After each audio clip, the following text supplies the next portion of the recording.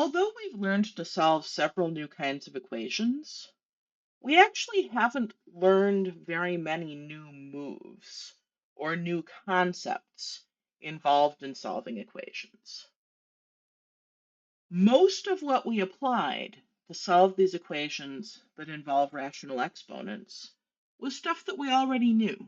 When we were thinking about the odd or even exponents, we thought about all of these key ideas that we've discussed for working with a variable that appears inside a function. If the function is 1-to-1, we can just throw the inverse at it.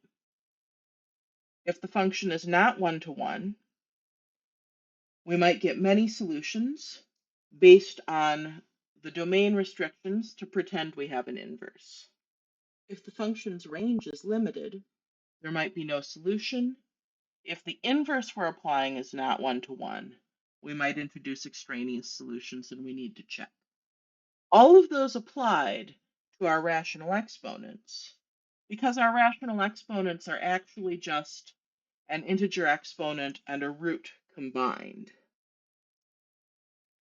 We did get one new move though, and it's a big move. It's an additional move that we can use if we have a variable that appears multiple times, and each time it appears, it's the argument of a function. And that is pretend it's a polynomial. Pretending it's a polynomial is one of our most powerful moves in dealing with variables that appear multiple times in the same or similar functions in an equation. We still have the move that we used for equations in two radicals, where we, get rid of one of them and then see what happens.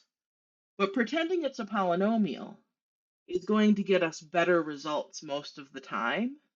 And also it's going to be easier and less messy in the algebra most of the time. So it's a preferable approach, even if that eliminate one of them and then keep going approach would have worked as well.